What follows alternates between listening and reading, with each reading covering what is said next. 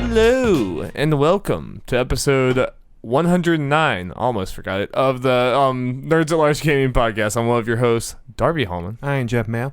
And I'm a special guest, Jacob Hamill. Thank you. I was going to correct you if you didn't get the special guest. I'm always special. Always special. Always special to us. Jacob. It's been a minute. It's been a minute. Yeah. I feel like it's been a little longer than normal. You've been on a lot, but how's it been? It's been swell. I've played some video games that I'm here to report on for the lovely nerds at large out there. All those nerds.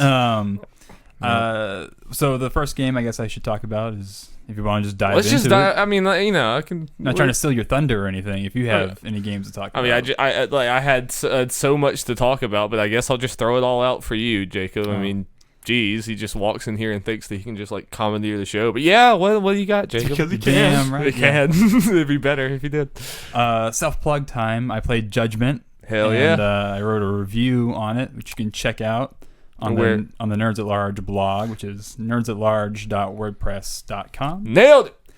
So check that out. But just in short, I liked it a lot. Really good Yakuza type game. Yeah. I enjoyed it. So definitely read that review if you want to get the full nuances of my and read all of Jacob's been writing like several things on the website, and they're all really good, and I wish I was doing it, but Jacob's holding that up. But yeah, you think did Judgment live up to like the old Yakuza games, and do you think it offered something new enough? I'd say so. I'd say that, I like the new characters, like the different perspective, but maybe a lot of the new detective mechanics maybe were not the best. So ironically, in a game about a detective, the detective gameplay is probably the weakest part. Okay. But other stuff definitely still enjoyable. It's still fun punching guys and kicking them and all that so fun it stuff. is pretty much the normal Yakuza beat 'em up. As far as the gameplay, right? Yeah, pretty much. Yeah. Which apparently is changing. We'll get to that later. Yeah, later. But the cast, I've heard a lot of people say they really like this cast. 'Cause it's a new cast for everybody. Pretty much every other Yakuza game has followed pretty much the same guy, right? Yeah. Or same at least group. Yeah. Yeah, they've introduced new characters in the old games, and they've continued some of those characters into like later games. Like some characters carry over, but this game, Judgment, is an entirely new cast of characters. Yeah. And it's really, I think, impressive that they all pan out really well. It's a very good, well-rounded cast of new characters. Nice. And I feel like they paled in comparison to, say, Kiryu or Majima or any of the other characters from the mainline older games. Yeah, that's good that they can stand with them, because you've had so much time with the other ones. Yeah, They had a lot of time to build that up. How do you think it's like for someone who's never played Yakuza? You can just jump right in. It's not connected to any of the games in any way, so you don't have to worry about that. And as far as the gameplay goes, it's probably the smoothest gameplay that they've had since transitioning into a new engine with Yakuza 6. Yeah. So it definitely feels better than Yakuza Kiwami 2, and that game felt better than Yakuza 6. So they're definitely improving with that engine. Nice. And he has two styles to work with too, so there's a lot of variety, I think, in the gameplay. You're not just fighting in one fighting style. You can have heavier attacks or more like spinning kicks, depending on how you feel like the situation. But what about spinning heavy kicks? You can do an axe kick, which then follows into like, I think, a punch, and it launches the guy down the street. I'll allow it. So it's pretty awesome. Can you like pick up street lamps and hit people with them? So Yagami, he's a little weaker than Kiryu. You have to kind of basically go Super Saiyan to pick up motorcycles. And Kiryu could just like throw those around with one arm, but you can still throw around motorcycles, and you can still swing signs and all sorts of goofy stuff at people. We brought back motorcycle throwing. Yeah, my favorite thing is picking up like one of those like plastic yellow crates and just throwing it at a guy, and it just like explodes on his face and knocks him out. Nice. Now I'm gonna stop beating around the bush and ask the real question. Please tell me about Ask Ketchum. Oh yeah, I need to know. I need you to regale me the stories of Ask Ketchum. Right. So So you're a detective, right? And so people approach you with odd jobs, naturally, because it is Kamurocho. Some of those jobs are pretty out there. And so there is a trio of perverts who are terrorizing Kamurocho. The first one is the Panty Professor, Of course. who uses a drone to steal women's panties. Naturally. And then when he sniffs the panties, he gets powered up. Of course. I kid you not. As all He also people do. wears like a lab coat and glasses. He's a scientist. Of course. And then there's Ass Ketchum, who I think is like an Olympic track runner in pink spandex. And so he just grabs people's asses and then runs like the breeze. Gotta catch him. So you got to catch him. Gotta catch them all. And I never encountered the third pervert, but Oh, no. I might go back to it and we'll see. I'll Pervert's still out there. give you an Yeah, update. He's at large.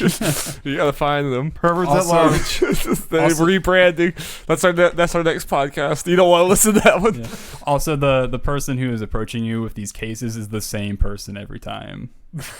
So someone has encountered the panty professor and then Ass Ketchum. So he just keeps running into these perverts. Yes, that poor girl. But it's great. A lot of the side stories in it, or the side cases, which is where Ass Ketchum is from, are hilarious and really entertaining and really top notch. I think for the series, I enjoyed them a lot. From the 6 hours I've played Yakuza 0, it's those side missions that make me want to keep playing and Yeah. make me really miss it when I go back. They're great diversions from the main plot. Yeah, I definitely think that's where the best moments of the game come from, or at least some of them. Cool. Well, Jacob, what else have you got? Well, really quickly, I don't really want to go spend too much time on them, but I got a Nintendo Switch. Yeah, boy, we got him. Got him.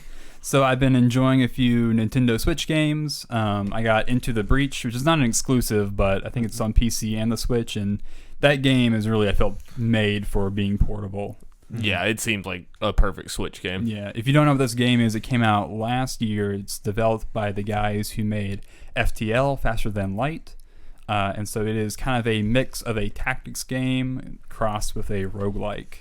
And so you're controlling these mechs, and they're going back in time to stop the world from getting destroyed by giant insects. Of course. And what I like about the game is how bite-sized. Earth Defense Force. Yeah, pretty much. Man, that'd be awesome. That'd be a good genre change for EDF. I'd play that. But anyways, the map is really small. I don't know the grid diameters, but you know how a lot of tactics games, maybe like XCOM or any one of those Fire Emblem. Yeah, the first few turns may not necessarily matter. This game is very bite-sized in that the very first turn matters a lot. And it's not about defeating all the enemies. It's about protecting your resources and surviving until the end of the match. So you can you're protecting buildings because those buildings power your mechs. And so if the building grid is destroyed, you can't power your mechs, and then the world is lost. And you have to restart. Which is where the roguelike element comes in. Yeah, and you did say, I think I remember talking to you before about it, and it's a lot of stuff will carry over into the next fight, right? Yeah. So you have to almost set up for the next. Yeah, you have to make sure you're okay for the next fight too. Yeah, exactly. So you may win a mission, but say you took a lot of damage to your grid, that will carry over. And so you may have won, but it's kind of a Pyrrhic victory. You're gonna lose down the road. Yeah, or you gotta really clinch it in and play really well in the next mission. Yeah. Otherwise, you might lose. Right. And it does save your progress in chunks, like a lot of roguelikes where you're not starting over from scratch when you start over. Some things are carried over, some progress is. Okay. So yeah, really liking it. It's just a fun game to pick up and play for half an hour and put it down and go outside and maybe play a little bit of it. Yeah, I know you played on a plane ride. Sounds like a good playing game. Yeah, I was looking for a perfect playing game, and I was like, yeah, this will be my first Switch game, and I think I picked a good one. I know some people, it was their game of the year and stuff. There's people love that game. Yeah, I definitely see why. I think if I played it last year, it probably would have been on my top 10 list somewhere. Yeah, that is cool. Yeah.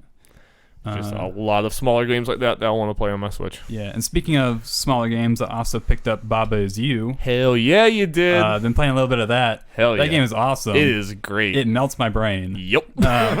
It's gonna get worse. Yeah, I can only play for an hour and a half or half an hour to an hour before my brain is just fried. I need to take a break. I mean, I 100% if I wasn't playing it with my sister, then I would not be anywhere near as far as I am. Probably would have given up. It is actually I don't know if you played it with your girlfriend, but it's a good one to play with two people because you almost kind of need two brains to work together because one of you's gonna see something that the other doesn't a lot of times. That's how it went for a lot of those a lot of the I guess puzzles I played. Yeah.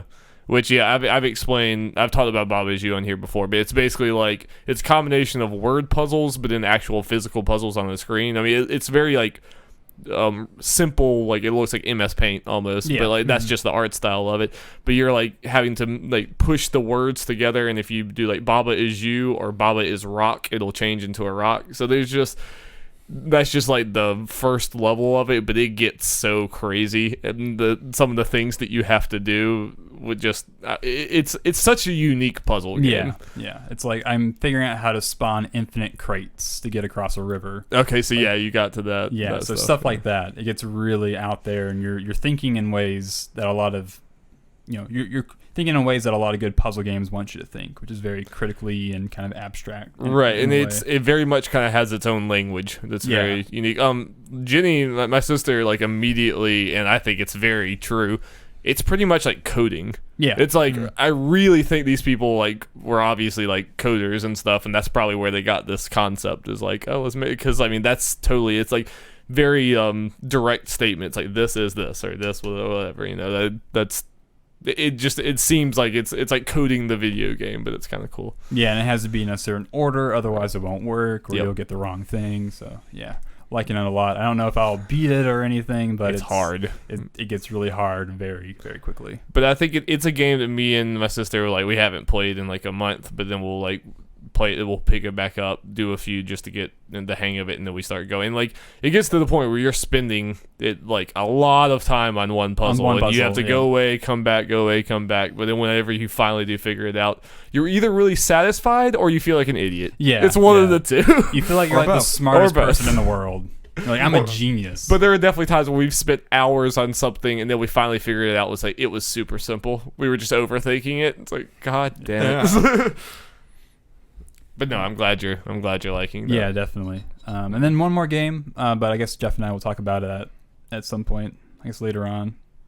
Or if we want to talk about it right now, we can. You can talk about it right now. Maybe Jeff can start to give your vocal cords a little bit of a break, because you've been going for a long time. Sure. So Jeff, how are you liking Astral Chain? Liking it pretty good, though I'm only like 30 minutes in. For Jacob to know exactly where I am, I just finally got the Legion and just did that, and I literally stopped as I went to the police station. Oh, okay. So I am very early. Yeah, you just dipped your toe. That's all I had time for. Yeah, I'm about 7 hours in. I'm on file chapter 4 out of 11, I think. Yeah, what is it? That was not the longest game. Yeah, it's about... People are saying about 20 to 40 hours, depending on how much side stuff you want to do. Of course. Was it living up to the anime wet dream that everyone thought it would be? It is a very anime game. Yes, very anime.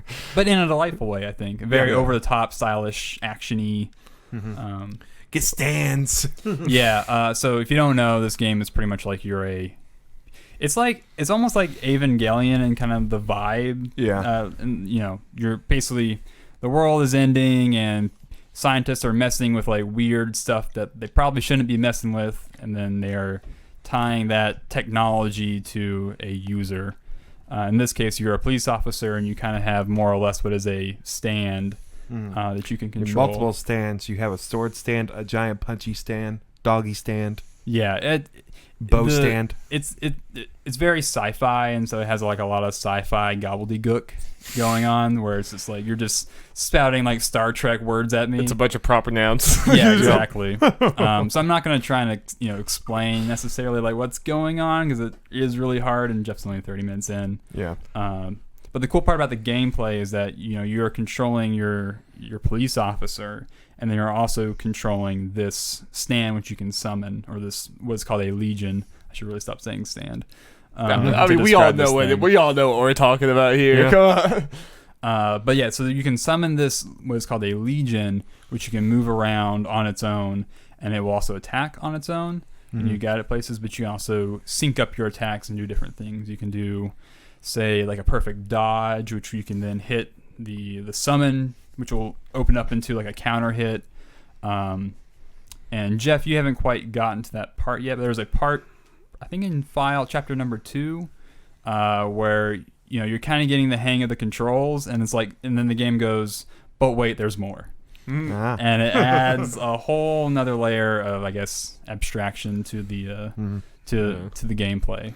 I did hear people say that there's only one attack button or something. Yeah. Yes. How does that work exactly? So your R trigger is the attack button that you use to your character, the actual human character, uses to attack, and you either, at least where I'm at, you can switch between like a baton and a gun, the fire, and you just keep on hitting that. And again, 30 minutes in, so don't know how it expands, but yeah, like Jacob was saying, you're moving your character around, pressing that button, doing the dodges and stuff as well, while also using stuff to control the Legion and attacking with that and trying to do stuff in unison. And again, early on, so obviously that. So you're doing other buttons to do Legion attacks with the Legion. Once you summon it, at least where I'm at, it just pretty much auto attacks, and you have some control over its movement and stuff. Yeah, I think we should clarify that this game is not a pure character action game like Bayonetta or Devil May Cry. Yeah. It's more of like a light one of those crossed with some RPG, elements. Interesting. It's its own thing. Yeah, it has a very unique identity. Is there like a level up system or something with the different legions and everything? Yeah, so you unlock, there's a skill tree. Jeff hasn't gotten there yet, but you can unlock skills and you can spec them to different attacks and abilities. Okay. Also, your weapon, you can get different weapons to cycle through. So I've unlocked a heavy sword, which has a different combo moveset. You can also unlock a charge attack for your melee weapon. So it seems like a game where over its 20 to 40 hours, it will unlock more complexity as it goes on. Yeah, and it has some, based on what I've heard from other people in reviews, Metroidvania elements, like when you're going around the town doing police work. There are some things that you can do in the map. It's like, hey, you can obviously interact with this, but you can't right now. Come back when you have a different Legion. Yeah, exactly. Like you're getting like pop-up icons for like a Legion with a large sword, and it's like, well, I'm gonna get one of those eventually. Yep. Oh yeah, that's cool. So yeah, Legions have stuff they can do outside of battle to interact with the environment. Yeah, that's cool. And do you feel like whenever you're doing combat, you're switching between them? Like, I want this Legion for this situation, this Legion for this other one. Well, I just got to the part in the story where I have finally gotten a second Legion, so that remains to be seen. But gotcha. They're all different kind of archetypes. So like the one you start out with is just wielding swords. There's one with like a heavy buster sword. There's one with a bow and arrow. So I'm sure they'll have different uses. Doggy. Does the dog have the bow and arrow? No. Oh, okay. The dog is just a doggy. Yeah. Right. That's good enough. And you can pet it, which is very important. That is very important. That just sold a bunch of copies right there. A unique gameplay thing that I think should be mentioned is the actual chain between your character and the Legion. The Astral Chain. The Astral Chain. It is just as much of a, I guess, like tool as your Legion or your baton or whatever. Okay. You can use that to tie up enemies. You can use that to chain jump toward people, or chain or like jump attack toward enemies. You can even kind of hook your Legion around another guy, and you can like do a hook attack where you kind of swing around one enemy and like pivot off of him and go to another location. Yeah. Okay. And even kind of outside of battle thing, again, you can use it to, move your Legion to across gaps, and then the Legion uses the chain to pull you over. Yeah. Well, that's cool. Yeah, so there's a lot of uses with that. Again, it's not a game, Devil May Cry has a lot of, I guess, versatility in its combat, and I don't think this is as complicated as, say, like, those kind of games. Right.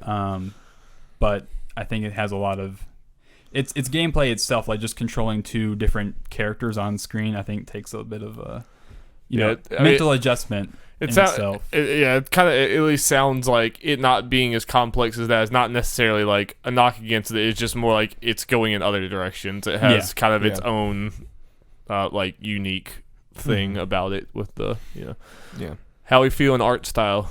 I love it a lot, actually. Yeah, I like it's really good. Obviously, I feel like kind of with Nier, especially when it comes to characters' faces, they're obviously not as much budget in this, so they look kind of wonky. Like, I honestly think that might be part of the reason, like, 2B's face is covered up. Yeah. Other than some symbolic stuff. Yeah, I'm glad you brought up Nier 2, because it needs to be clarified that this game is not tied to Yoko Taro. Or Square Enix. I've seen a lot of people online confused about that. Yeah. As well that as might be part of the reason why it got review bombed. Yeah, if you liked Nier Automata... No, on Metacritic, it got a review bombed by people because it's exclusive. Yeah, People are, Like, this is old news, guys. It's Nintendo's IP. yeah, people are man children. But this game is not a Square Enix Platinum joint. It's just Platinum. Yeah, and Nintendo thing. Apparently, it looks like a good many Nintendo EPD people. Yeah, at least had some role in it. Yeah, the main thing that connects Nier is I'm forgetting the exact role in people's names, but there is someone who was high up on Nier who is the game director. Yeah, it was the lead game designer. Designer is for the Nier. director for this game. Yeah, who was a Platinum employee. Yeah, because Platinum handled a lot of the combat and a lot of the game design for Nier. Yeah, whereas Square Enix handled the story and the characters. Gotcha. So, again, if you go into this, don't expect like a Nier Automata vibe or type of story. This is not connected to that. I've heard a lot of people said the story is just kind of nonsense, and like if you're there for it, it's like popcorn. Yeah. Like just it's fun or whatever. That's great, but yeah, you're not gonna be like some deep meaning out of this. It's just it just kind of looks like crazy anime robot. Jacob and I are probably not going to have how long was it? 2.5? Yeah, pretty long. Yeah, where we focused a lot on the story. Yeah, I don't think Astral Chain is going to start talking about Hegel in this game. You're not going to be like opening up philosophy notebooks and stuff. Pascal and stuff. But if you like the kind of mix between RPG and action in Nier, you might like the gameplay in this. And so definitely, I think it's I think it's a really fun game to play. And if you like action games, I think this is well worth your time. Yeah, I think especially based on the reviews, it seems like you're not alone in liking it and all that stuff. Because got close to 90 Metacritic and all that stuff. So that's very good. Seems at least from we'll need to see how it sells on as far as how good the game is and all that. It's a win for Nintendo and just kind of their library. Yeah, exclusive library. Yeah, especially just this year with being a little bit lighter on like Nintendo like exclusive it's stuff. Hard to say that now because this last half of the year is insane. Yeah, at least up until this point, it's been a little bit lighter. They already have 3 games that are like 89 Metacritic. Can you imagine if Animal Crossing actually did come out this year like it was supposed to? Yeah. We got Link's Awakening in a couple weeks. Yeah, it's like less than 3 weeks. Super soon. I probably will not have I'd have so much more Fire Emblem to play. I've not played enough. So. Yeah. That'll probably get kicked down the road a little bit, but I will play. Speaking of Fire Emblem, I'm not going to go down to there, but just kind of a general update thing. I'm on chapter 16 now, and I'm about 70 hours in, and it's like, man, I have still a bit much to go. I imagine it's close to 24 chapters, because like probably doing another cycle of the calendar. I still have so much to go. Dear Lord, this has to be like the longest Fire Emblem as far as like normal playthrough goes. Probably. I mean, I can't. At least the ones we played, none of them have come close. I feel like Radiant Dawn might have taken us that long because we were bad, or at least me. Because I feel like I was definitely done by Radiant Dawn. I don't have any concept for how long Radiant Dawn was, but it's been too long. Long game. Yeah, is it holding your interest? Oh yeah, 100%. But because it's taking so long, though, I'm probably gonna hold off on that second playthrough, even if I am already halfway through that playthrough. It's too much to just go do. Yeah. But it'll be nice to have it there for when I I was the same way with like Persona 5. I'm just gonna wait for the Royal, and by then I'll probably be more hungry for the second playthrough. Absolutely. Yeah, but I mean, from the sounds of what everyone else has said and you said, it seems like after you get past that, I mean, not that the first half is bad, but once you get to like the big story twist in Fire Emblem, like everyone says that's the best part of the game. It just starts like ramping up. And the stuff like the I mentioned before, monastery stuff still there, but I feel like it goes quicker because there's less stuff going on, and you already have things kind of figured out, especially as far as your characters go. Yeah. So that kind of stuff speeds up, and you're doing more battle because there's more paralog missions. So you're just doing more of those battles, so it's more battle. Even if they're not mainline story missions. Which is fine, because a lot of the paralog stuff, I'm like, this is very important stuff. In a paralog mission, I'm not going to say what, I found out who the Death Knight is. In a paralog mission. Interesting. And I don't know if you'll be able to know it based on the characters. We'll see. Interesting. So, interesting. Yeah, I'm still really enjoying it too, but I'm excited. It is a weird game where like the pacing is kind of all over the place, but it doesn't feel in a bad way. But like like you said, if it starts ramping up in battles, and you can kind of make the pace what you want it. Yeah, you can just kind of rush through the monastery stuff and pretty much do the same stuff. The monastery stuff is not necessarily a necessity. Right, but it's there for you if you want it. And like, I mean, if it took Jeff 70 hours to get there and he still has a lot more, it's gonna take me like double that probably.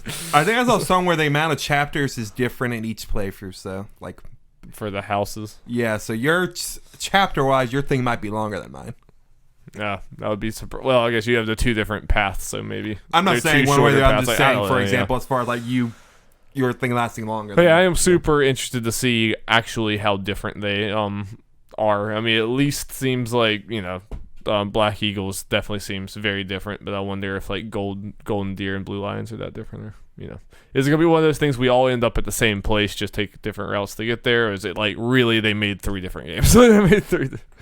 I don't know. I'm going to go with, without spoiling something, there's at least for some be pretty different. Yeah, I'll leave it at that. I'm enjoying it. You got any other games, Jacob? That's about it. Oh wait, I have one game. Ooh, A game that came out this week. Pokemon Masters for the... nah. Yeah. You playing this thing? I downloaded and tried it out. And I don't know if I'll go back. Wait, what even is it? So, I guess I can pull it up technically while I'm just kind of talking about it so you can see it. Pokemon Masters is the new Pokemon mobile game, which is kind of, I would describe kind of like a Fire Emblem Heroes type thing to Pokemon, where it's kind of simple but kind of different. The way it works in battles is a 3v3 thing where you have 3 different trainers and they all have set Pokemon partners, including technically your character, which is a shocker, it's a Pikachu. So the whole gotcha thing, because of course there's gotcha, Right. is That's what the kids like. apparently wants me to download data. there's a slot machine in it. Heck yeah. No. All games need slot machines. Every one of them. Mm-hmm. So the whole gotcha thing is you unlocking trainers to add to your team, and there's like 80 of them right now. Jeez. And you can actually look through the list. Oh, here's one I unlocked earlier. So this is the main hub. Looking through the Pokemon Center. Oh no. Okay, I get bonus things. Cool. Yeah. So login bonuses. Okay. Yeah. More login bonuses is cool. Jeff is really enamored with this game. Yeah. You can tell by his voice. So yeah, you unlock trainers and all that. There are 80 of them. I looked through just curious. They have a good many of them, but they still don't have like a lot of them are just gym leaders and champions and Elite Four members from each generation and stuff like that. They're not all there. So that's going to be something they use to get people. Hey, we added so-and-so, your favorites and all that. But I think like a lot of the favorite ones are here already. Yeah, Snorlax is a gym leader. He's wearing jeans. Yeah. And one thing I did not like about it, that's one of those things that reminds me why I don't play this shit, is when I was going to something to get a new partner thing, there's a daily discount thing where you can find a new trainer for less, get a new partner. But so it was 100 while I normally see 100. It's like, okay, I have that. Let's try that. Whatever. Oh, those are only paid crystals. Paid crystals are different than the crystals you get in the game. Yep. Naturally, I'm like, that is some bullshit. Yep. I just don't have the patience. So that's just a general thing. The fine thing is the basic thing, whatever. I can see potentially where there could be some strategy to it, but odds are I'm thinking way too much about it. Or giving it way too much credit. Yep. This game will probably make a lot of money more than a lot of other Nintendo's mobile games. Yeah, mobile games. Obviously, it's not going to hit Pokemon Go levels.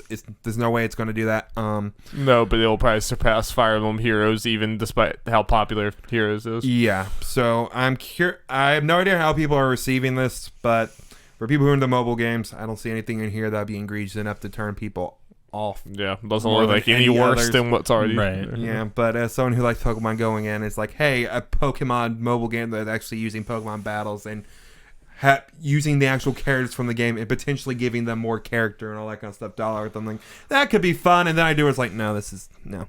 Yeah.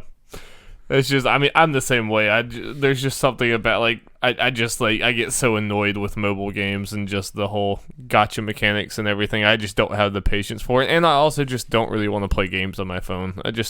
I don't know. I hate staring at my phone. Yeah. Doing all that. I need to look at my phone less anyway. Okay, let's All finally right. get to that news. News jingle, Jeff. Jingle, jingle, jingle. Guys, it finally happened. We finally got new Cyberpunk 2077 game. Put a chip in me. Put a chip in me, Daddy. Yeah, we did. I really wish we gotten the hour-long thing that apparently the press got. I'm disappointed in that. But we got a 15-minute thing. Yeah, it's apparently based off Easy Allies reaction thing to it. This was pretty much just an abbreviated version of what they got with, edited together to maybe take out some more spoiler-heavy stuff and be more concise, but you can get all the general details out of that. So it pretty much showed you like one mission of the game and kind of like highlighted Pacifica, one of the 6 sections on the map, a little bit more, and it showed you kind of the more stealth hacker route and then the brute force route. It showed you both of those. It established a little bit more of the lore, like with weird like cyber world and like and all that, and the different like factions going against each other. Johnny Silverhand. Keanu Reeves got to see a lot more of him, which was cool. And I mean, so generally it was just it was a little bit more fleshed out of things we've already seen, but I still think it was a really cool showing just to see more of the actual different play styles that you can do. So I'm already so excited for this game, but this makes me even more like, what do you guys think about this 15-minute, the new shit? I think it looked really cool. I'm liking the look of the gunplay a lot. I mean, I'm a sucker for shoot the weak spot, the glowing weak spot. Unironically, I really like that in first-person shooters. But I am liking the look of the shooting a lot, because I think that was a concern for a lot of people since CD Projekt Red, as far as I know, has not done any first-person. I'm not shooting. aware of anything. Well, and then the big game, even though that person shooter is not known for its combat. No, that's the weakest part. Yeah, in fact, that's the main criticism. No, there's definitely was reason to be concerned. That was the biggest concern. Yeah, and it looks pretty fun to me. I think. I think going in guns blazing looks just as fun as maybe sneaking around and hacking into things. I agree. And it's they're putting a lot of effort into both. It feels like they're like promoting. Yeah, looking at both of them, like, man, I can see myself doing both of this and having a blast. Well, and the cool thing is, it seems like you can kind of make a hybrid. The fact that there's no set classes, it's just a completely fluid. I mean, they even system. said you technically can get through without really killing anyone. That too. So, so that's really interesting. And I saw that when V was approaching, I guess the Netwatch employee? All these different dialogue options showed up, and one of them said Street Punk, which relates back to your character's backstory, which I really like. How your backstory will influence what you can say and your interactions with the world.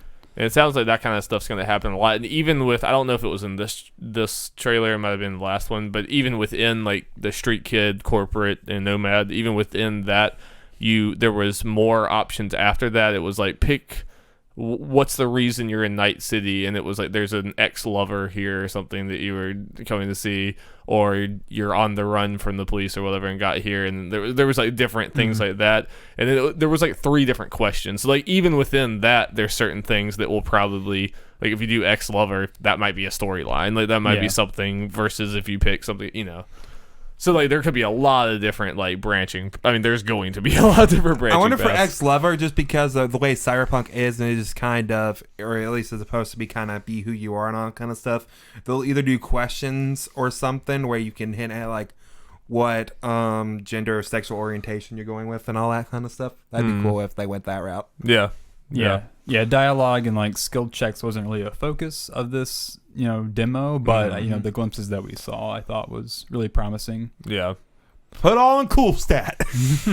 I just like that everything from obviously just the world, that world looks so cool, and just every single shot that they go to, like I watched that trailer 3 times now. Okay, I watched it the first time, I watched it with Jeff, and then we watched it again when you got here, and just every single time I'm like looking at something and I'm noticing something different, like in the background. There's just it looks like there is just so much going on in every single room. So like that stuff I was never worried about, but the fact that the storyline, the like dialogue options, and the gameplay both look like up to snuff. Which is, I'm at least from what we're seeing here, I'm not seeing like a glaring weak link in this game. That Yeah, I also like the detail of when they're describing the two different gangs. The Voodoo Boys are made of Haitian immigrants who came to Night City because, I guess, a natural disaster happened in Haiti. And I don't know, that's a very small thing, but I like that kind of world building and tying this fictional setting into the real world. I thought was a nice touch. It establishes it a lot more in like, it reminds me of like Blade Runner and stuff, where it's like they're in California. There's like recognizable things, even though this is crazy out there. Yeah, it makes it feel more, I guess, grounded and believable instead of just like this fictional video game world. Right. And it excites me because this is just like one gang in one section of this world. And I already think as soon as they said that backstory, I'm like, oh, that's kind of neat. Like, I wouldn't have really thought about that, Like, they could have just been like, they all sound Haitian. They're all Haitian. All right, cool. Yeah. Like, they're all just, they just have these accents. But it's like, no, that's actually a pretty cool backstory. Yeah. Yeah. Yeah, so really excited. It really looks promising on all fronts, like you said. I mean, it is still one of those, like, this is probably one of the most ambitious games just from what they're, like, saying that they're doing out of, like, mini games that we've seen in the last, like, a long time. So it's one of those that, like, there's still a chance that this game comes out and it has, like, it doesn't live up to some of the things they're promising. It could be very video gamey in a lot of ways. It could, because they're trying to go for so much. I mean, with all the different branching paths, and they even, like, the thing that still kind of blows my mind is a long time ago they said there is no game over screen in here. Like, if you fail a mission or something, that just, like, that keeps going. The game keeps going and everything. Like, that just seems kind of crazy to me. Like, that you have to account for so much with that, Yeah, a lot of ambition, and I'm really interested in hearing, hands-on average Joe impressions. Like, what is, what do people think? Just the average consumer of this game. Like, how does it live up to it? To all this, promises and, I guess, hype and publicity. Also, I feel like this game is going to sell really well, just because I think there's going to be just the TV spots already. I think you just show some of that world in a dope-ass trailer with some cool music. Show Keanu Reeves. There's going to be people who don't have a clue who CD Projekt Red is, but they're going to be like, hell yeah, that. And even the ones that do, Witcher 3 sold more this quarter than it did 2018's first quarter. Like, it's selling more now than it did last year. It's like on every PSN sale. I know, but just like that game has sold so much. Like, so many people have that game. It's crazy. I mean, so I'm hoping that this just establishes CD Projekt Red even more. Like me and Jeff were saying last week, when you thought about like Western open world RPGs like this, you used to immediately think of Bethesda. I don't think that's the case anymore. I think now you think of CD Projekt Red, and I think after this game, it's going to be even more the case, because it is like an RPG-ass RPG, which I love that about it. Man, so excited. Speaking of CD Projekt Red, this comes from Alyssa Judge from IGN. CD Projekt Red's latest financial report has revealed the studio is moving towards a dual franchise business model supported by a huge interest in The Witcher and Cyberpunk 2077. In a statement, the developer said, quote, managing two separate major franchises, The Witcher and Cyberpunk, along with several independent development teams, enables the company to conduct parallel work on several projects and smoothens its long-term release schedule, end quote. In other words, it seems the studio is planning to expand the Cyberpunk franchise beyond 2077, giving it equal weight to the Witcher series. Well, that part's not surprising whatsoever. That Cyberpunk's going to be a going concern after this. This makes me wonder, like, are they, like, already starting to work on an actual big Witcher game? Or is that like 100% super far in the future? I mean, but they're also, a lot of work is on Cyberpunk. They made Thronebreaker. They're like supporting Gwent. They have a lot going on for sure. Yeah, but they've hinted about Witcher in the next couple of years, pretty much. An actual like full Witcher game? It sounded like it, yeah. Okay. I mean, like last I had heard was like after Witcher 3, they like straight up said we're not doing Witcher, at least not for a long time. Like that was the. There was some stuff that sounded like they were gonna have another big game in the next couple of years after Cyberpunk. I don't know. I mean, like I expected Witcher side projects like Thronebreaker, like stuff like that. That's what I expected from the Witcher thing for like the next 5 years at least. So I don't know. We'll see. But the fact that they're like saying this makes me think we are like going further, in that. But I mean, Cyberpunk's going to be huge, and they're going to have more Cyberpunk games. I mean, like, it seems like that would be your main thing. But CD Projekt Red is also ballooning and getting bigger and bigger and bigger, so they might have enough to support both of those. But those are two massive games. Yeah. I'm curious as how next-gen consoles will impact whatever game they do after Cyberpunk. Yeah. And is it going to be like, do we alternate between Cyberpunk and Witcher? It will be whatever one gets done first gets done. Yeah. Because they're so big, who knows what stuff will happen. Could get 2 Cyberpunks in a row. We could. But like, if Witcher 4 has to be bigger than Witcher 3, and if so, it's just ludicrous. Nope, it's going to be a 5-hour linear game. Dating sim, Gotcha. that's the joke, right? We gotta Yep. I want to date the weird monsters. Yep. Or it will be new Witcher game made by the new revived Telltale. Ooh, yeah, there's an idea. Write it down. Jason Schreier, you got your next scoop. Let's hand it to worse writers. Yep. Telltale Games was shut down last year is being revived after... Oh, wait. Who did I get this from? I think it was Polygon. It was from Polygon. Oh, yeah, I added it in there afterwards, but you had already printed it off. It was Colin Campbell from Polygon. Yes. And Jeff Slacken. I'm sorry. Telltale Games was shut down last year is being revived after its assets were purchased by a company called LCG Entertainment. The new company will sell some of the Telltale's back catalog and will work on new games based on a few Telltale associate properties as well as new licenses. The new Telltale is headed up by Jamie Otterly and Brian Waddle. Otterly said that some workers from the original Telltale games will be offered freelance roles with full-time positions possible in the future. Otterly has spent much of his career in mobile games, most recently as founder and CEO of Galaxy Pest Control, which is best known for licensed games based on Duck Dynasty and Power Rangers. Quality. Waddle's previous experience includes running sales and marketing for the Havoc game engine. Neither worked at Telltale prior to its shuttering in 2018. In an interview with Polygon, Otterly confirmed that the new business has back catalog rights to licensed properties, The Wolf Among Us and Batman, as well as full rights to original Telltale games such as Puzzle Agent. Quote, there are some other expired licenses that we're looking at, end quote. Otterly said it's possible the new Telltale will pick up some stories where they left off. We're still evaluating, but we definitely want to continue some of the stories, he said. But it looks like The Walking Dead won't be coming back. That license is now owned by Skybound, which has its own plans for game releases. Yeah. So, this definitely, it's one of those that obviously, like, I'm sure a lot of people's knee-jerk reaction is like, yay, Telltale is back. But it does really feel like someone, I mean, it's really just a company with apparently a lot of money or enough money to do this, buying a bunch of properties of a dead studio and then getting the PR, like getting the media burst of, we're saving Telltale. I mean, yeah, it really does. I mean, it seems like it's a big publicity thing. We're buying this stuff and we're gonna like talk like, oh, Telltale's back, and you get everyone on Twitter saying like, you know, Telltale's revived. They're bringing back old employees as freelancers. I was about to say, and then that's Yeah. the like this that kind of screams like Telltale was already like super unstable, and that was part of the problem, was that their employees were in a very unstable environment and they got dropped immediately.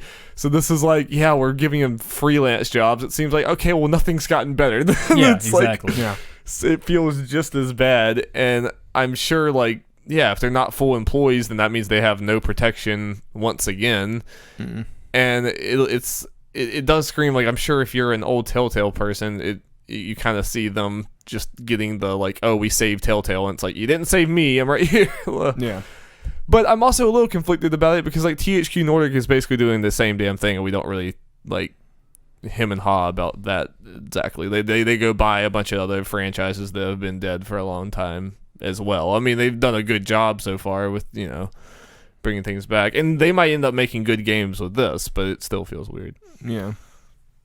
Yeah, I think the big difference is, I mean, how long was it between THQ going under and then THQ Nordic becoming a thing? I think it was several years. Yeah, you know, Yeah. wasn't as recent and didn't feel as... Yeah, a lot of THQ Nordic is them buying the, you know, I don't know, just the properties, not directly promising, I don't know, people's jobs are back and doing all that. No, they're not getting the. I mean, they're getting the goodwill media burst of, we're reviving this dead franchise Yeah. over and over again by buying all of these. But not exactly. I mean, and someone correct us if there was a situation when THQ Nordic did do this, because I can't remember one on the top of my head. Doesn't mean it didn't happen. Yeah, a Obviously. bunch of them. But this new Telltale's like, we revived Telltale, we're bringing back the employees again, like I said, but not full-time employees and all that.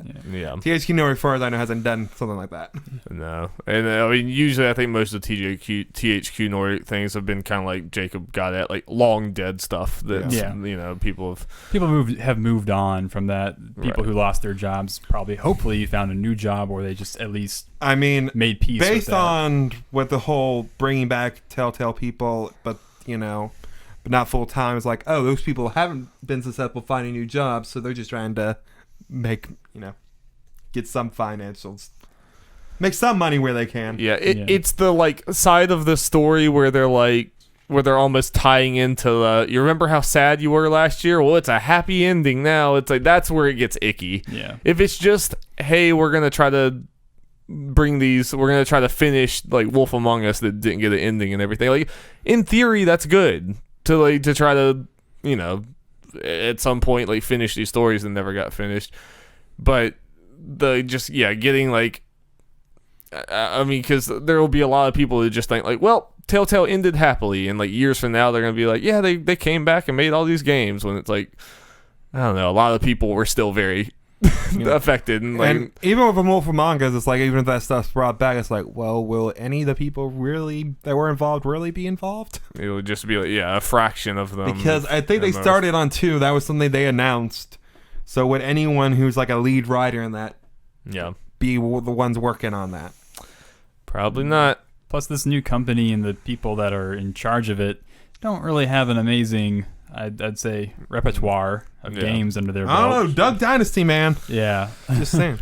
So if you're like, oh, we're going to get a new, you know, Telltale-style Batman adventure game, I hate to break it to you, but it's probably not going to be up to that quality. Yeah. Mobile only. Yeah, probably. Probably, Completely honestly. different. Wait, sorry. Mobile and Epic Game Store exclusive. You know, Jeff, the internet is going to come find you and make you take it back. Make you take that back. I'm just saying the truth. If you're listening to this, Jeff's already gone. They already got him. Yes, I'm dead. It's a little icky. I mean, Speaking of icky things. I don't even. No. Yes. Real talk. Are we ready to move on? That was too good of a say. No, it was. You got anything else? No, that's it. Okay. That's it. Okay. So Very icky. This comes from Suri Saeed from VG247. NBA 2K20's My Team trailer supposedly about basketball, where works as well as a casino ad. 2K Games released a new NBA 2K20 trailer earlier this week that's ostensibly dedicated to showing off the upgraded My Team mode. My Team is NBA 2K's equivalent Ultimate Team in EA sports games. As with the Ultimate Team, My Team lets players build squads made up entirely of players they randomly get from card packs. But this is only one of several loot boxes in the game. As the trailer shows, there's a whole lot of not gambling you can do in NBA 2K20 besides playing the basketball. The mode also has a pachinko-style slot machine, a ball drop, and a prize wheel. None of these are new to NBA 2K20, but this year's trailer seems especially tasteless given the increased scrutiny around loot boxes in games. This trailer seems straight up like self-aware. Like I feel like there's no way they just made this trailer in a vacuum. It was like, we know what's going on. Fuck you. Like, that's what this trailer felt Maybe like. 2K, the company that infamously said, we don't think of any of this as gambling and all that stuff. And then you make a trailer that shows, hey, all the stuff that you immediately think of gambling when you see, yeah, it's in this game, and we're promoting it. Literally playing a slot machine and pachinko. Like... So you can't make it up. It looks like a parody video. Like, and they actually have the guy. They have the guy be like, "Oh no, I didn't get it that time." He tries to get it. Like, yeah. It's like, look how happy he is. Look at all these bright colors. Got my Like, amethyst Steve Nash. Like, you might as well just go to a casino or bet on dice in a back alley. It's just as legitimate as oh my god, as this game. it's just like there's so much But like that you can potentially make real money on. Like dissecting that video and looking at all the subliminal messages in it would just take you like 5 hours to digest, because it's just like flashing light, casino, like happy man, woo. It's like, look at how happy this gambling is making him. Don't you want to do pointing out this is a basketball game? No, it was like actually absurd. It looks fake. It looks like a fake video. Yeah. It's like something from the Hard Times. Yeah, it absolutely does. And The Hard Times like, well, what can we do with this? Nothing. They should just post the video. Yeah. They probably did. But just retweet. Something they do. Real life has become satire. And I mean, R.I.P. the Onion. it's funny to laugh at, but it's also sad. Yeah. I mean, because there's probably a lot of people. There's gonna be like kids that see this video, and like I said, it has so much subliminal stuff in it, where things that like, you know, happiness, bright colors, look at all this looks fun, you know, like it's super icky. And between this and we're seeing companies like me and Jeff were just talking about a little bit before the podcast.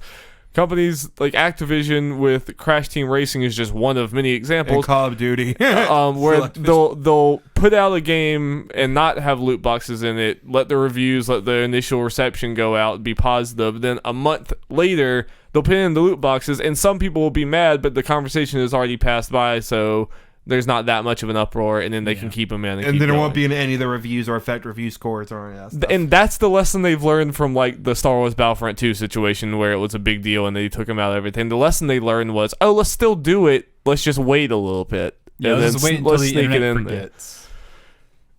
God, it sucks. It's just, I mean, like those things must make these companies so much money that it's like, no, we're gonna find a way to include these. I mean, there's the whole country that bans this stuff, and it didn't do a thing because they make so much money. A game being banned in a country doesn't matter. And the fact that they're being included in like remasters of an old mascot racing kart racer.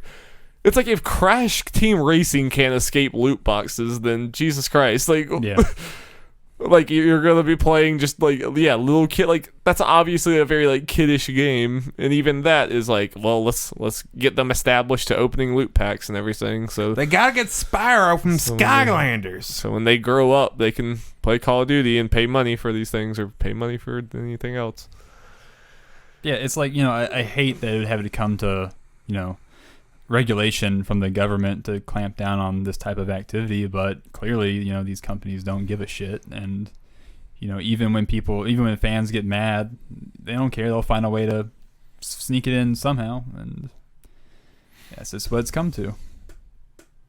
Yep, it sucks. I wouldn't in theory want regulation either, but it's just getting so pervasive, and it's just getting to the point like, even though like in theory, like I'm never gonna buy the loot boxes or whatever, so if it doesn't impact me directly, then I don't care. But it's getting to the point where it's hard to, like, you're just playing a game and you're constantly being barraged with this stuff, and just like a sports game.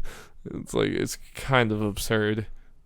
Yeah, and if people are already spending, you know, $60-$50 on your product, like they shouldn't have to be barraged by, you know, all these, you know, insidious gambling traps to get you to pay more money. It's just like the thing I like that I just like hate the most about it is just it seems so like psychological. We're gonna bombard you with this in every one of our games, like Activision, like our mature shooter or whatever, and our like kid kart racers. Like where you're always going to be like, we want you to feel the dopamine rush of opening these boxes. I don't know. It's bad because like as humans we like that. As humans we like the surprise and the like, what's it gonna be? Yep. I mean, it's like the Pokemon Masters thing. All those things. You get that kind of dopamine thing where you see, oh, that trainer I like, or oh, I don't know this trainer, but this Pokemon I really like, and all that stuff. And I don't know. They do it for, you can try to attach that to about any game type and series. It seems like it seems like no genres. Crash Team Racing was kind of like the absolute. It was like, okay, if Activision is going to put it on this remaster of an old kart racer, then they will put it on anything. And we applauded them in the beginning because it seemed like you know, we knew they were going to do stuff post launch, but it seemed like it was all going to be free stuff. Mm-hmm. Kind of like what like Mario Tennis or whatever. You get the character, comes out at a certain time. You can do stuff to get them, but then I think you got it at the end or that kind of stuff. Apparently that's not the case. Yep. It's kind of ridiculous. We get to this point, and I just don't. I want to know what the boardroom was like for this trailer. like yes. Who would think this would be a good idea? Because it almost feels self-aware. It feels like they have to know what they're doing here. Maybe they're just like, yeah, people are gonna be mad about that, but a lot of people are gonna see it who will just get the subliminal messaging and keep going, like, and buy it. So it's like, whatever. We can take a bunch of video game nerds being mad at us. We'll get a bunch of 12-year-olds to spend their parents' credit card on this, so it's fine. Yoicks. Yep. Okay. Next thing is from Matt Pursler from IGN. Capcom is teasing a new Resident Evil project, which will reveal at Tokyo Game Show this September. So this month, guys. The tease comes in the form of a website called Projekt Resistance.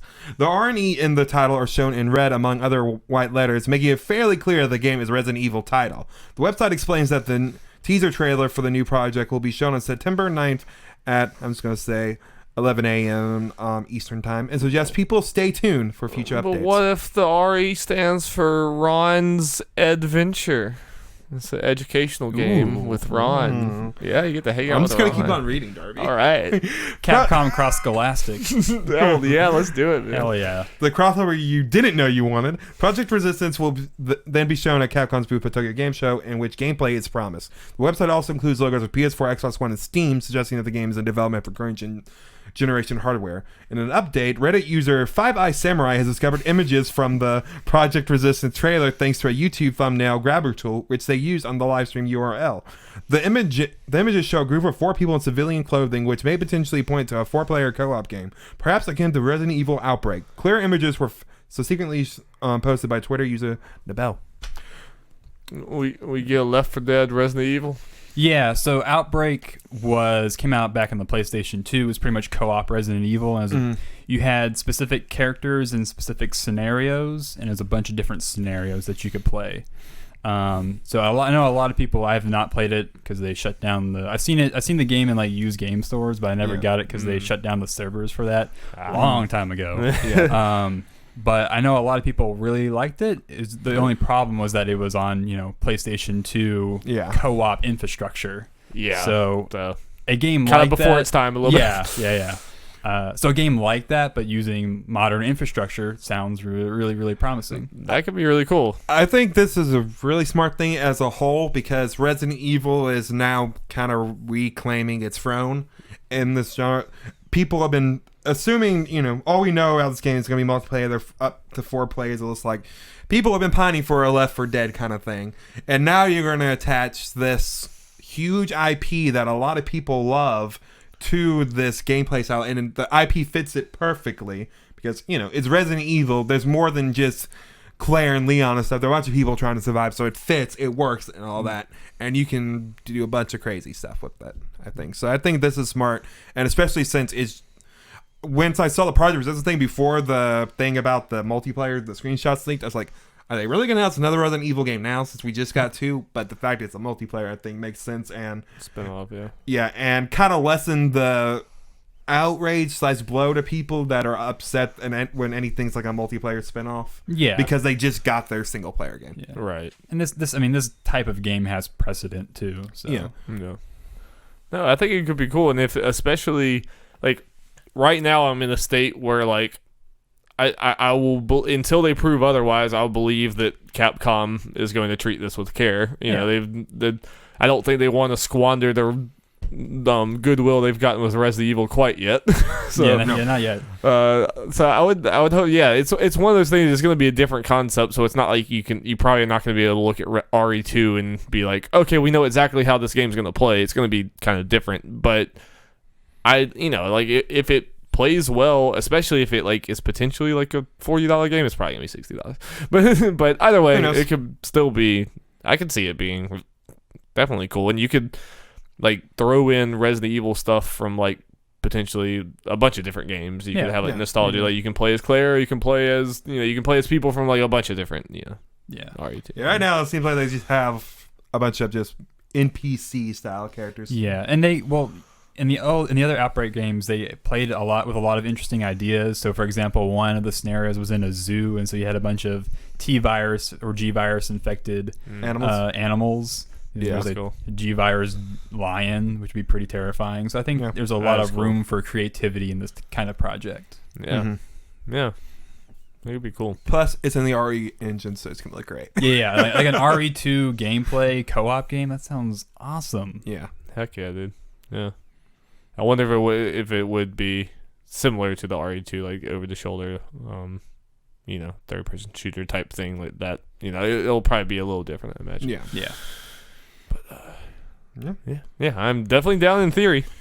Yep. I'm curious to see when this is coming out, since it's supposed to be current gen and everything, and Capcom seems to be trying to do the whole announce and then not that long of a thing. So Yeah. though I think they said Iceborne is going to be like their only main thing in the fiscal year. Jeff, you know exactly when this game's coming out. That's what I was getting at, though, that it may not be the whole January thing. It might not be till like April, till after the fiscal year. Yeah. And if, I'm wrong, cool, that's me comes earlier. Yeah, exactly. But it's gonna come like right when Final Fantasy and Last of Us and The way I look at that is Cyberpunk. it'd be a multiplayer game, and Yeah, not no. necessarily my thing, so I'd be less interested in it anyway, but I'd potentially be out for it, depending. yeah, like if Like, kind of like you said, Capcom's got to prove me wrong at this point, as far as me thinking they're not going to handle this with care and it, being good. especially if this was like a Game Pass game, that would be great because I mean you could play it. I mean, Devil May Cry went there pretty quick. I know, which I was surprised. Yeah, gotta play that at some point. Okay, speaking of things that are different than the rest of the series. And now we're glad we have Jacob on. Yeah, what That was perfect timing. my reaction when Dari texted me saying you're coming. It's like, oh, thank goodness you're here. It would have been again like me and Jeff are just like, here's a very like not that great Yakuza discussion. Yep, let's go from let's judge from IGN. Sega has officially unveiled the next chapter in the Yakuza series, which takes combat in a different direction to its predecessors.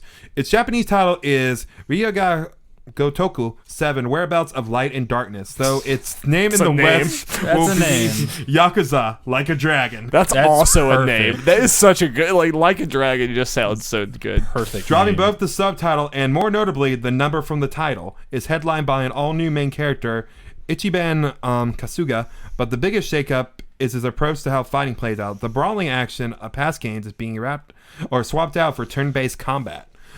Gamatsu has translated the Japanese press release, which describes how the game uses a live command RPG battle system that combines the series' signature action with an RPG-style command system, and is a voluntary system in which anyone can easily enjoy exhilarating battles. In this completely new battle system, Ichiban Kasuga and his party will fight by selecting techniques with various effects such as attack, recovery, support, and more. Yakuza 7 will launch on PS4 in Japan on January 16, 2020, with a release in the West slated for later in the year. It will be playable at Tokyo Game Show next month. Jacob. This month. Boy, I have some thoughts on this. I figured you would. Man, I feel like I've gone through like the 5 stages of grief No, with really? this announcement. Yeah, I don't. It's such a weird change because usually games are going from turn-based to more of an action direction, but now we have an action game going to a turn-based direction. I don't know. I'm surprised by this energy, Jacob. I do like the gameplay, the brawler kind of gameplay in Yakuza a lot. So it is, kind of a weird feeling knowing that will not be the case, that it will be turn-based.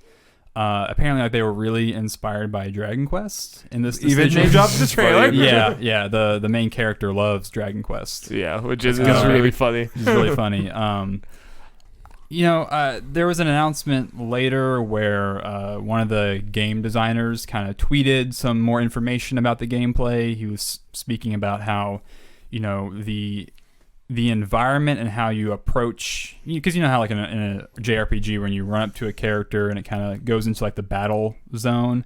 He was saying how like the way you approach a character will affect how the battle is set up, and you can interact with objects in the battle arena when you're in the turn-based style. Yeah. So it seems like they are going in, not quite a by the numbers turn-based JRPG style. It's kind of like in Dragon Quest 11, what you're saying, where you can move around, but you actually can interact with things. Yes. And it's not like a visual thing. Yeah, that's a good way to put it. Well, have you seen the gameplay, like the video from The April Fool's thing? Yeah. It was real. Yeah, that was real. Yeah, that was another thing that they... I find it funny because a lot of people did say, this is a lot of effort for an April Fool's joke. What's going on? Yeah. I'm glad that people pointed that out. But I mean, honestly, this is something like my opinion doesn't matter as much as Jacob's. Jacob's played all the Yakuza games, but from or does it because it might something to get people who aren't already as or at least matters more for what I'm about to say. But Yeah. like for me, it just seems like from the outside looking in, this is a series that has gotten a lot of time, a lot of love, like 9 games or whatever it is with the PSP games and all that or whatever. It just seems like I feel like it's kind of cool to see them experimenting. Definitely. And especially because Yakuza just has so much character and so much personality and everything. It's kind of cool to see their take on something else. And on top of that, when I watched that gameplay thing, like it looks like Yakuza. Like it is a turn-based thing or whatever, but like it looked like you were making choices in the turn-based thing or whatever, but what you were looking at on the screen looked like a Yakuza brawl and everything. Like it had every character was like wacky, had crazy moves and everything. Like I really don't think this is just gonna be we go into a battle screen, like you said, a by the numbers JRPG. Like I think it's gonna have a cool Yakuza spin on it. Yeah, I'm certain that the vibe, like the feeling of Yakuza, is gonna be there.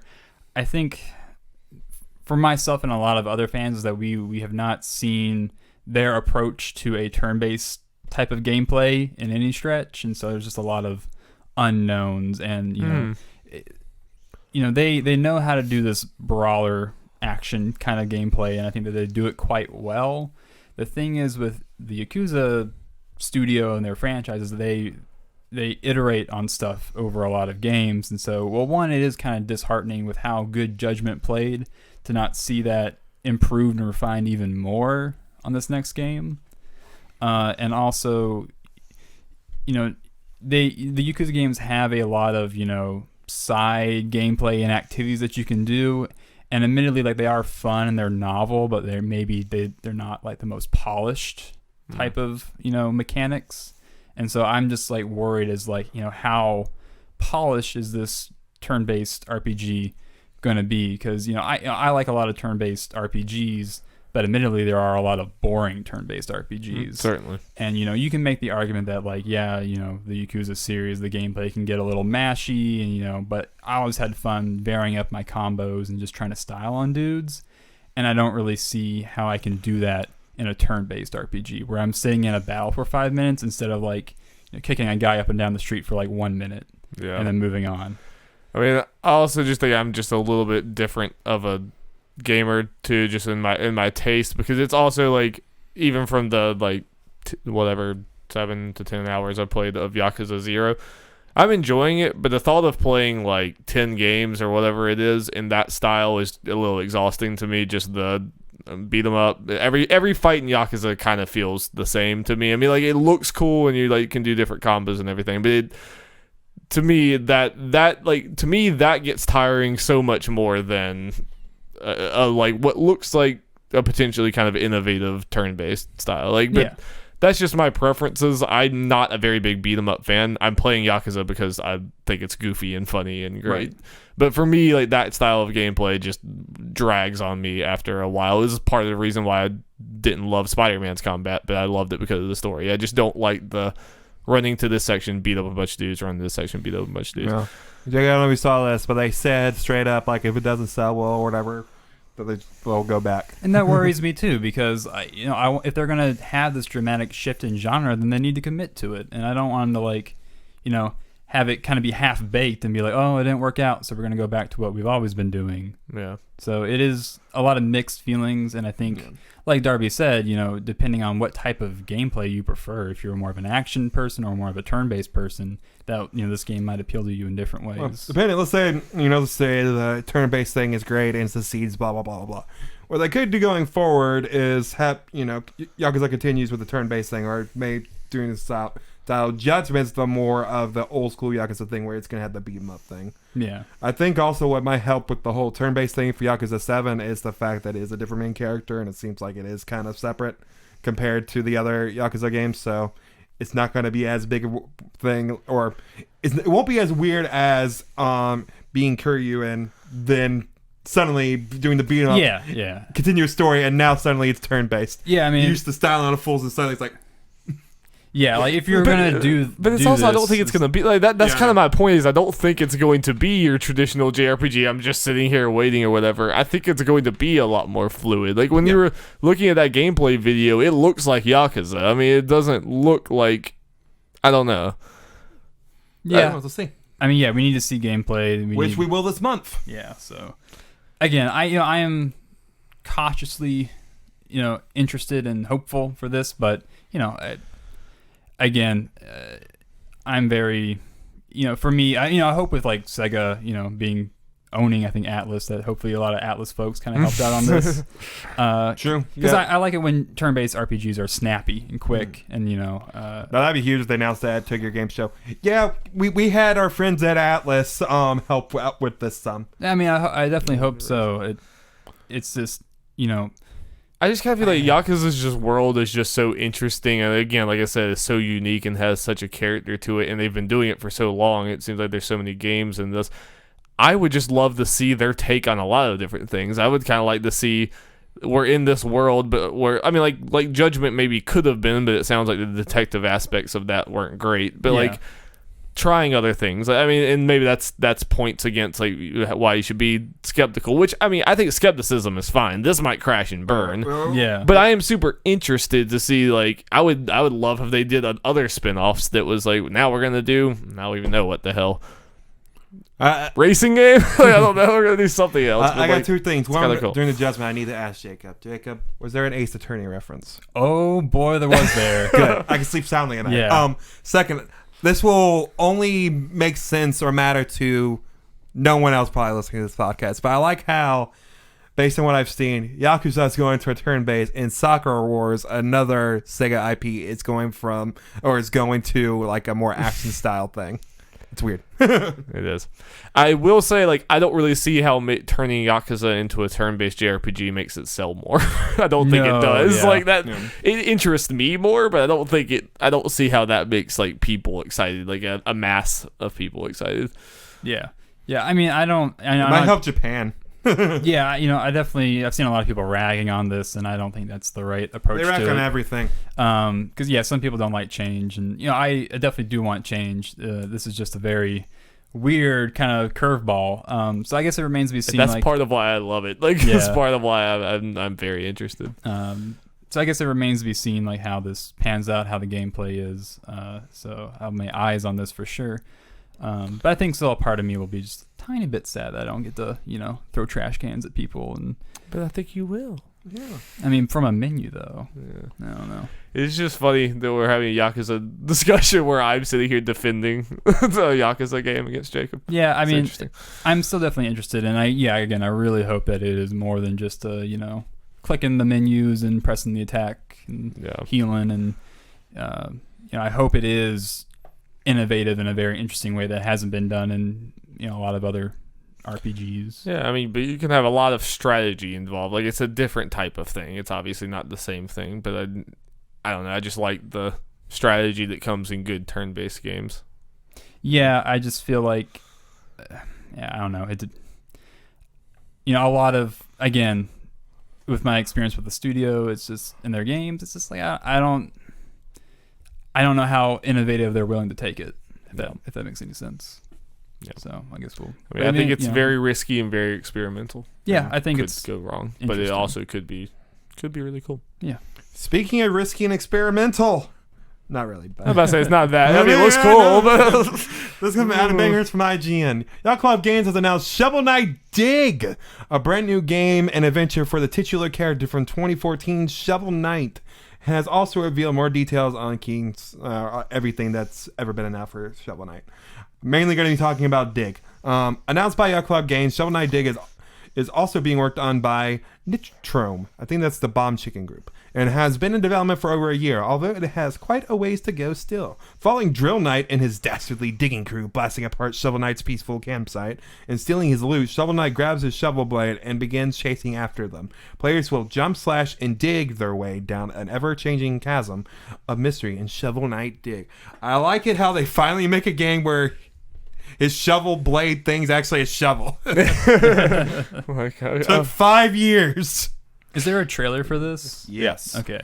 And it's one of those things. They were people wondering what's going to happen in the next Shovel Knight game. Is it going to go NES to SNES, which is yes, or go from that till Shovel Knight 64?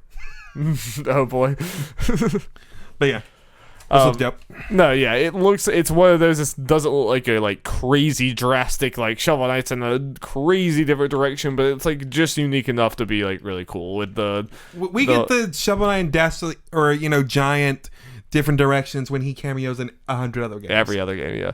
But he's got to hold the record for most cameos, right, in different series. He's at least up there. Oh yeah, definitely the indie mascot. But it's cool. It definitely looks like it has a Steam World Dig vibe to 100%. it. That's definitely where it's taking inspiration from, and almost like Splunky at times. He's I think there might be a lot of backtracking to go to a shop or something, or there's going to be a lot of.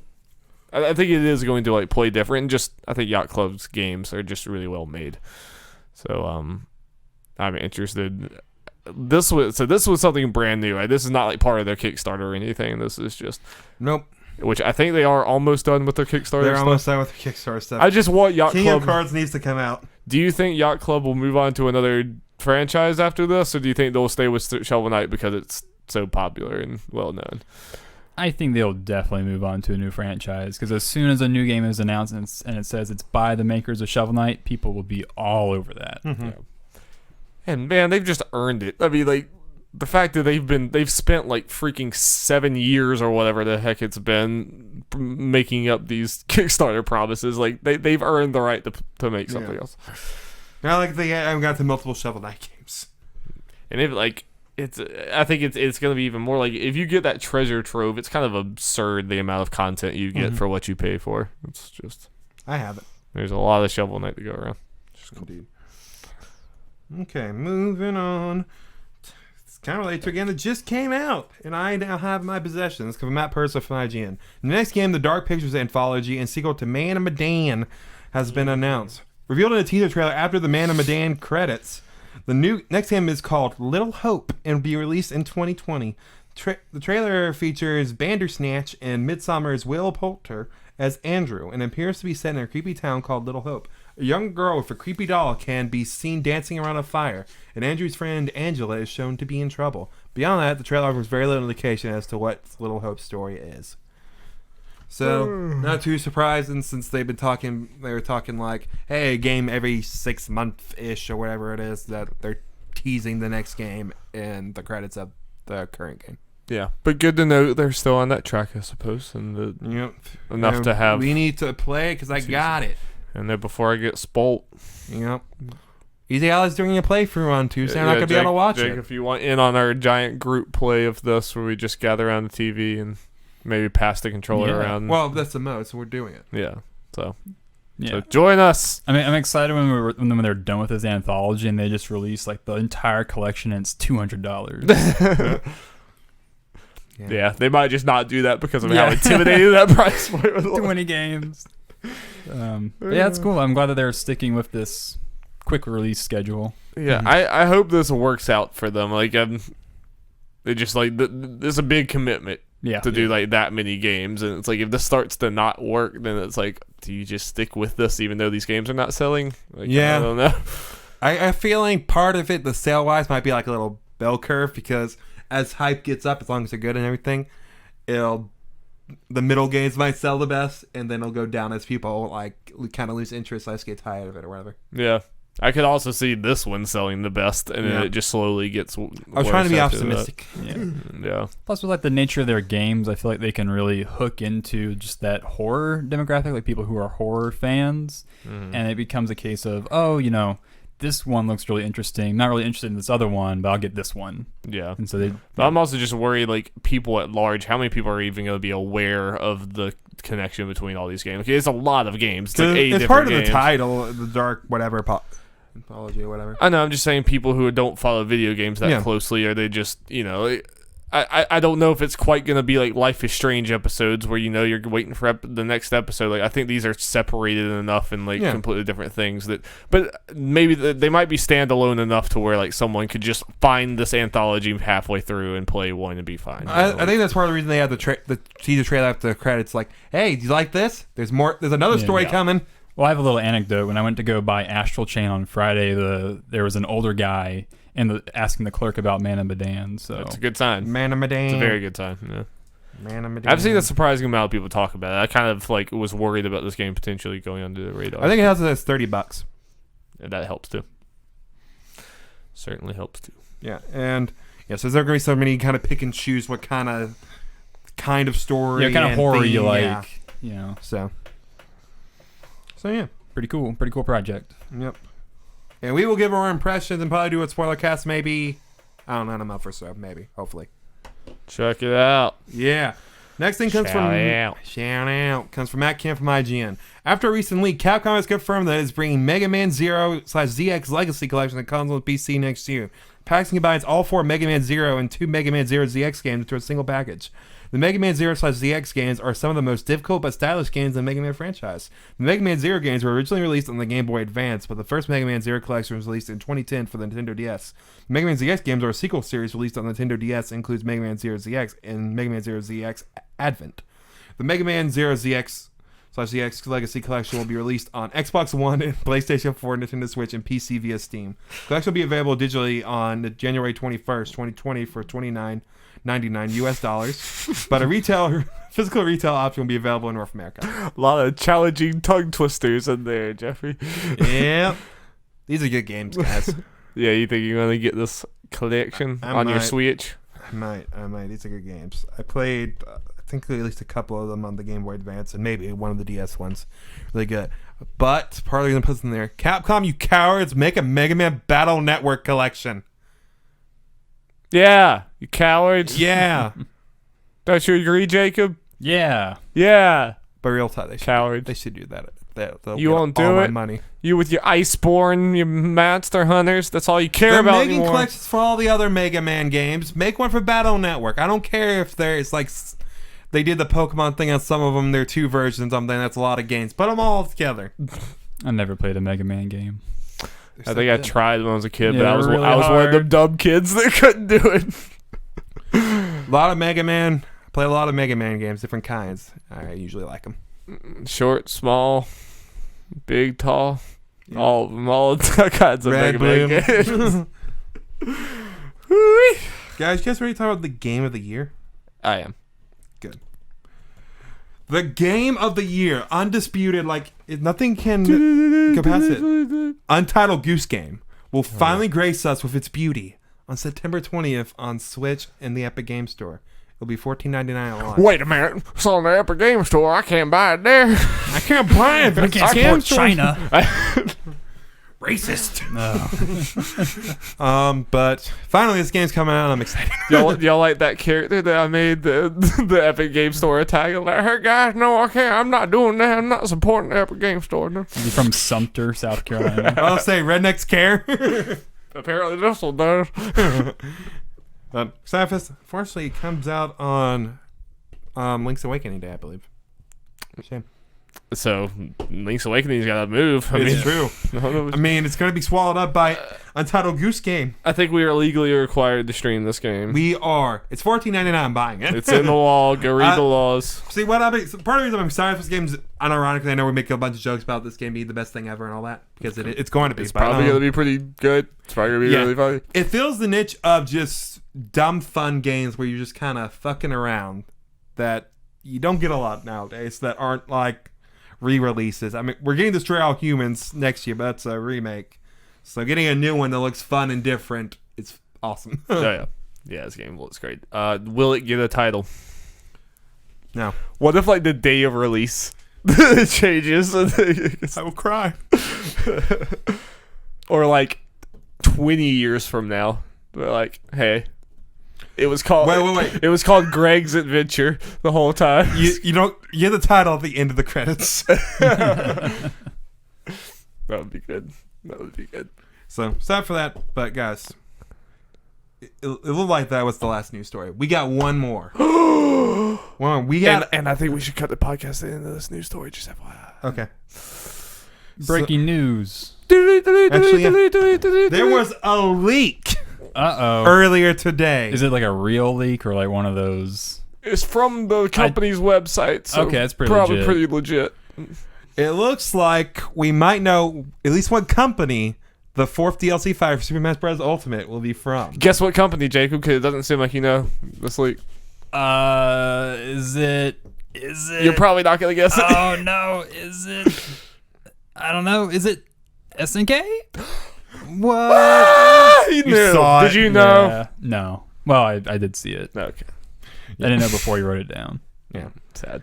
So Feels bad. I thought what you just happened pulled was that out on of the Nintendo UK page for the DLC, there's or on the DLC things there are the I'm forgetting the right word for it. Like copyright or something? Yeah, copyright stuff. And on that page was SNK for DLC Fighter 4. Something that people kind of pointed out, but I've seen a couple people point out, but people who are usually more knowledgeable of this stuff haven't used that as a counterpoint. It was really only SNK and not like a whole string of every company in Smash. But at the same time, it's like, why would that be there? I mean, yeah, SNK has not been involved with anything in Smash. So before this, so I would expect that this was probably gonna be there. And wow, what a coincidence! This happens right before there's probably going to be a direct this week, huh? By the way, so there's more likely going to be a direct this week, and I'll be out of town. And damn it, Yeah. So, Jeff, what do you think? What do you think that means? I'm not as familiar as a lot of people in SNK's catalog. Most Samurai Showdown, Metal Slug, right? It's probably gonna be Terry Bogard. Yeah. Like Terry Bogard. I think that character would fit the best. But so here's the interesting thing: if you've been paying attention to a bunch of different things, SNK's kind of been getting around with their guest characters. Because there's, I think, Geese Howard and stuff, and Tekken, and all that, and Samurai Showdown Man and Soul Calibur, and there were some other ones I'm having trouble remembering. I know Terry Bogard's in another game that.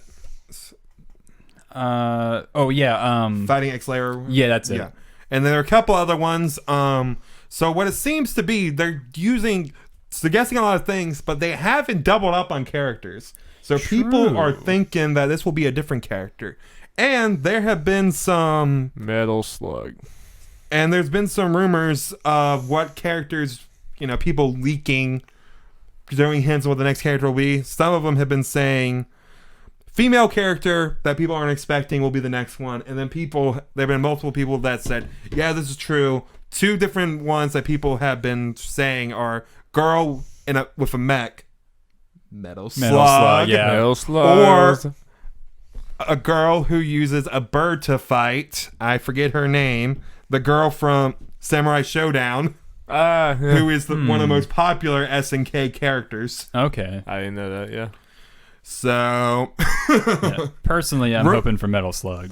Metal Slug is awesome. Yeah. Metal Slug would be cool. Yeah. I know that's one. I mean, a lot of people are hoping for a lot of things, and there are a bunch of people on the internet. They're like, "I've never heard of SNK. This is garbage." I'm like, "You uncultured swine." What's this indie studio? Pretty much. And here's the thing: is SNK my first choice for characters and developers and stuff being Smash? Not necessarily, but they have a long history. They're obviously big in the Japanese game community, which Sakurai has said multiple times that's what he wants Smash Bros. To be, generally a celebration of Japanese gaming. So SNK getting her up is not surprising, and I think it's well deserved, even if their franchises aren't the ones that are closest to my heart. Yeah, that's what, I would never argue that they don't deserve to be in the game. I'd never really be mad about it. But, obviously from a personal standpoint, I'm a little disappointed because, there's not really a single SNK franchise that I'm, super invested in. But, I mean, it's a personal thing. Literally, Joker and Banjo was already enough. That was already cool enough. And then Dragon Quest. Of course. So other characters that someone Mai Shiranui, who's been a bunch of stuff. But they're probably gonna have to change up that outfit a little bit. Where is she from? Things like King of Fighters and stuff. And things. Fatal Fury and all that. Yeah. Well, this does probably, I don't think we had too much doubt in our minds, but I do think this, like, pretty much all but confirms this is going to be all third party. It would be kind of weird if, like, suddenly the last of the 5 is like, oh, now here's a Pokemon. But, like, all the rest of them were big third party. Yeah, definitely. Bird lady I've been talking about is Nakaruru is her name. Ironically, I would probably, like, she's the one I've probably seen the most just because I've watched people play Samurai Shodown a lot. Yeah. And I also, know of Metal Slug. I never played it myself. And also, Samurai Shodown is coming to Switch in a few months. That doesn't always lead to it being, a character getting in Smash. Yeah, that means Tracer's going to be in Smash, right? Yeah, exactly. No. People have been using that as a reason for Tracer to get in, and I'm not completely following their logic, but okay. But at least SNK makes sense, and it's kind of a more of a timing thing, like with Dragon Quest.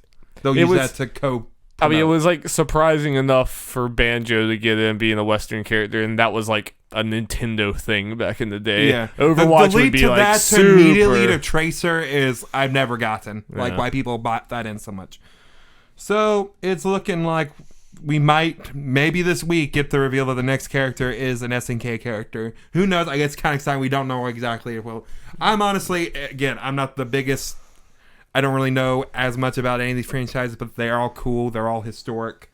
As far as the ones that the likely candidates. So I'm fine with all this. Plus, I've heard some Metal Slug music, and I'm okay with that. Being Smash. And their characters would fill the need for like a gun kind of character. Yeah. Stage could probably be pretty cool too. Mm-hmm. Awesome. Yeah. Honestly, and I know he's the mascot, but the one I'm the least interested in is Terry Bogard because he looks like Ken in a trucker hat. he does look like Kid in the Trucker. I mean, there was a crossover at Capcom versus SNK or Street Fighter versus SNK and stuff where they make a joke about it, I think. So they know that. I want crazy Gundam stuff. So again, based on the SNK stuff or SNK's history of putting guest characters in other fighting games, they might try to do a different character to make things different. But I want the big fat man in Samurai Shodown does the fire tornado. I mean, that'd be cool, but they're probably going to go with one of the more popular ones. Or the guy with his puppy Poppy. Yeah. I just want to play Smash Bros. And hear him say, Poppy! Poppy! Poppy! Popper. Poppy! But probably if they're going to do Samurai Shodown, they're going to do Hamaru again, like in Soul Calibur, they're going with the Bird Chick. Bird Chick could be fun. Bird Chick could be fun, but she does not spin into a fire tornado. Or You no, don't know that. better yet, I want the girl who the timid girl who her super was like a dragon comes and kills the person. She's like, oh no, oops. She's like, no, I didn't. Yeah, she's funny too. Nintendo Direct this week, maybe. Yay! Super Mario Odyssey 2 announcement. Let's go. All right, settle down. All will be revealed. Settle down, Jeff. Why not, Darby? They gotta announce something for early next year. Settle down. You're not my mom. Just don't want you to be like super disappointed. If you expect that, you're gonna be disappointed if it doesn't happen. I'm just throwing out crazy things I really want, Darth. Not necessarily expecting. You might look like a genius in a few days. True. All right, I think that's the podcast. Any last words on Yakuza 7? Have you come around to my line of thinking?